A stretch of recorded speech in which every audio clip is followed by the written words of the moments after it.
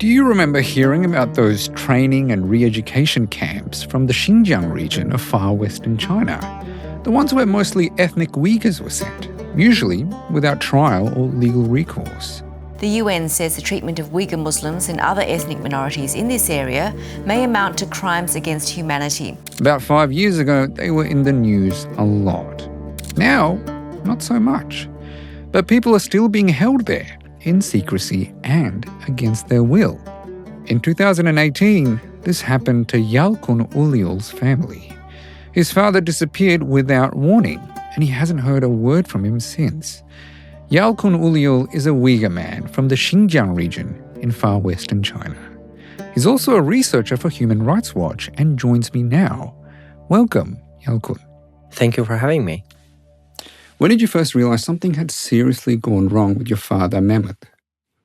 I have to roll back a bit. I went back home first in 2016 when the Chinese government started on the eve of the mass incarceration and arbitrary detention of up to 1 million Uyghurs, and later sentencing of another 500,000 to long prison terms without due process.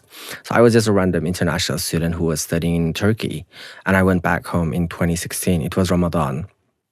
And I felt something was off because at mosques there were, devices that required people to scan their IDs, which was not there when I went back in 2014, for instance. So I was like, no, I'm not going to scan my ID. It was Ramadan. I didn't go to any Tarawih. I didn't go to even Friday Jummah prayer. I only went to Eid prayer, which was very weird for someone like me who are from a conservative background and who happens to be growing up around the community, around the mosque, around the thriving, life that I once had. Mm-hmm. And I also realized, like, my cousins who used to have just beards like yours didn't have them anymore. They were forced to shave. And then I realized, oh, okay, this is different. And then first person from my wider family disappeared in September 2016 into one of the things that we call political education camps, which basically locks up Uyghurs for having ideological viruses. And I only wish it was only about my family or my father, but there are only a few among the hundreds and thousands of Uyghurs who are affected by this mass incarceration in my homeland. Okay, so it's not a temporary loss of contact you've had with him, right? So basically my father disappeared in 2018, all of a sudden, without a word. I tried to trace him. I just couldn't communicate with anyone. Nobody really replied to my message. And I joined, hundreds and thousands of Uyghurs in the diaspora searching for their loved ones. It took me about 2 years to trace him to a political education camp in my hometown, Kumul. And then only after 2 years, I was able to confirm that he's sentenced to 16 years imprisonment, along with my uncle who's now serving life, another one who's serving 20, another one who's serving 25. And I can count like countless Uyghurs, not only my family, but university professors, editors, writers, artists, musicians, imams, community leaders, simply for their identity for being Uyghur. So when we talk about, specific cases of arbitrary detention or political imprisonment, we often think it is an individual story, but my story is not an individual one. Right. So terms like arbitrary detention, they can sound a little abstract to people outside of Xinjiang. Could you explain to us what that actually means? Yeah, for the Uyghurs, basically, when a government comes and detain you without giving you a notice, a ground for their detention, and when they don't give the reason why you are being detained, and when they do not communicate that to your family, they do not provide whereabouts of you, for instance, in the case of enforced disappearances. So basically, a lot of people just vanished. Well, was your father an obvious case or an obvious target for this? Or? Oh, no, he was not.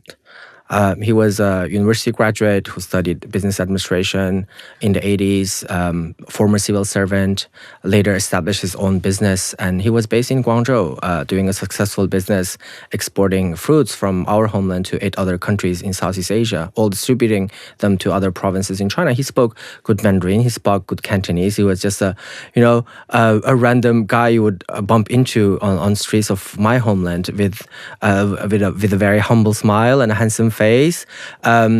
So when people often ask me, why do you think your father was the case? And then I also asked them back, what was the crime of Professor İlham Tohti of economics, who was an established economist who tried to advocate for a better relationship between Uyghurs and Han Chinese? What was the crime of Rahila Dawood, an anthropologist at Xinjiang University who educated a lot of people about Uyghur culture and history? What was the crime of Yalkun Uluyol, who was the editor of Uyghur textbooks once the government permitted and distributed in the curriculum? None of them are criminals, and none of them were obvious cases. So one thing that stands out is how difficult it is to get reliable information out of Xinjiang, right?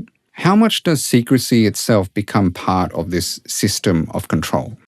So when we call secrecy, it means that Chinese government initially denied the existence of such detention facilities. Only after international attention and mass evidence of satellite imagery of massive expansion of arbitrary detention centers or political education camps, then they tried to whitewash it by calling it vocational training centers. Then we ask the same question.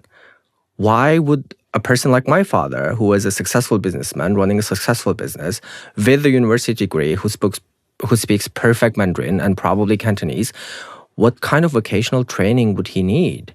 Or what kind of vocational training would a professor or an imam or a tradesman or any random farmer on just minding his own business would need to such a degree where they had to hide and build up those mass detention centers? So for the Chinese government, they did not only detain people, imprison them, erase Uyghur culture and identity, they also blocked the whole region for access.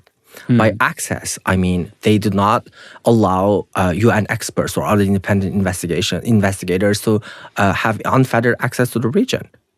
If you look at the UN report, landmark report published in 2022, concluding that violations in the region may amount to international crimes, in particular crimes against humanity, they rely a lot on publicly available information and testimonies in the diaspora because they didn't have unfettered access to the region.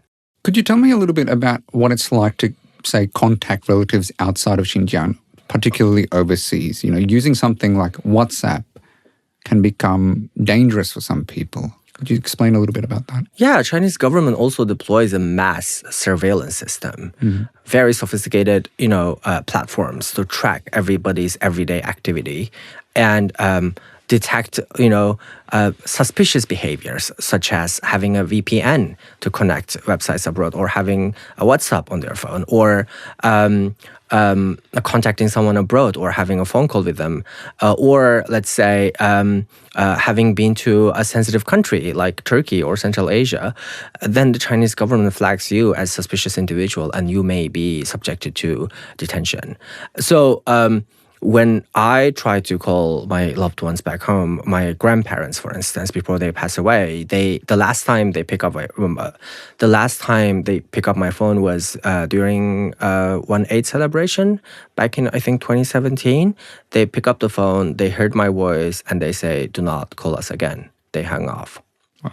Because me calling them and trying to talk to them can result in them being detained or worse, imprisoned.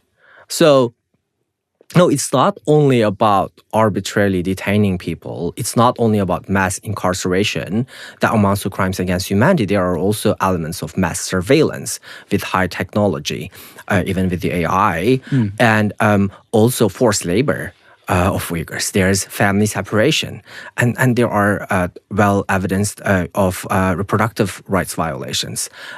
Researchers have found about forced sterilization of Uyghur women, for instance.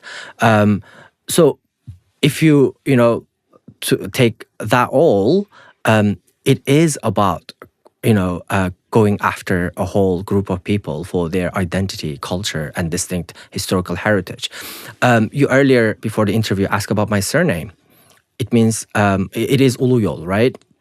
And Human Rights Watch documented hundreds of Uyghur village names changed by the Chinese government with historical names and changed to something more, in line with CCP propaganda and naming. So basically, my village name changed in 2019. Now we don't have somewhere called Uluyol, which I carry in my surname.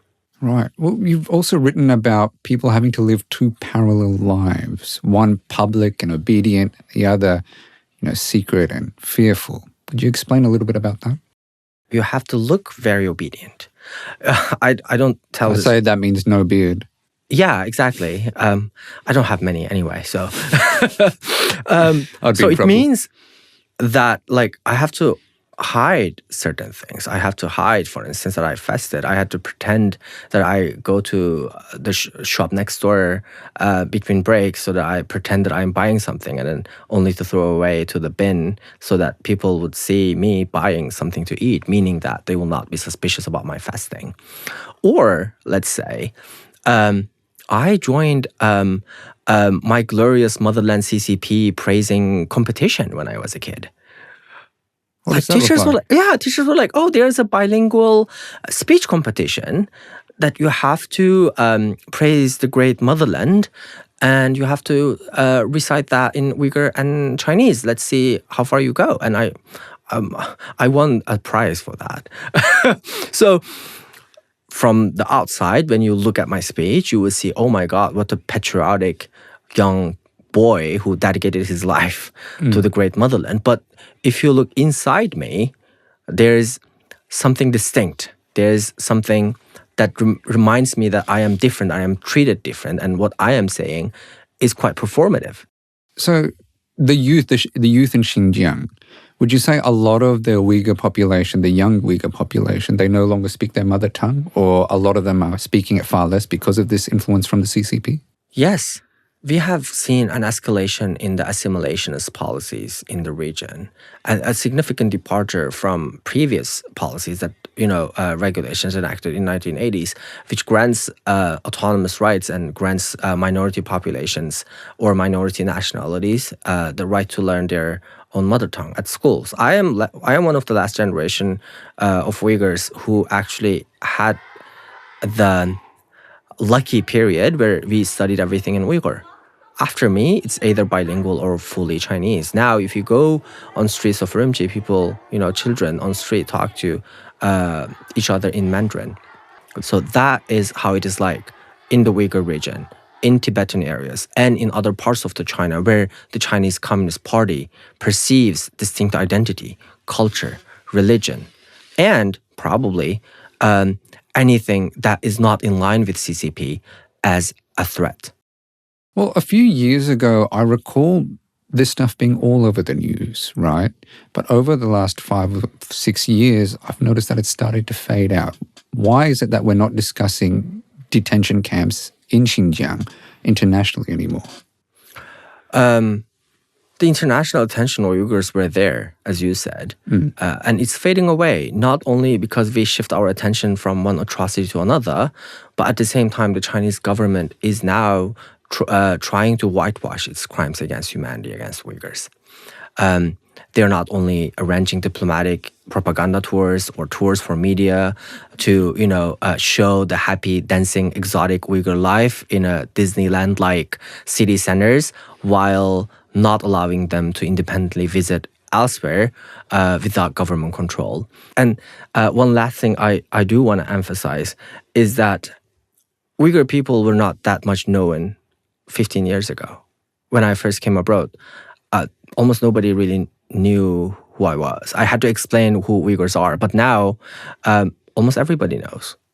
Not because of our rich culture, not because of our delicious food, not because of our humble hospitality, or not because of our beautiful landscape or tourist attractions, but because of atrocity crimes the Chinese government committed against my people. And I am proving that we are great people, not only the victims, but also a people with history, with culture, with language, with religion, with conviction, and something to contribute to the world. Thank you so much for coming on the show. Thank you very much for hosting me. Yalkun Uluyol is a researcher for Human Rights Watch.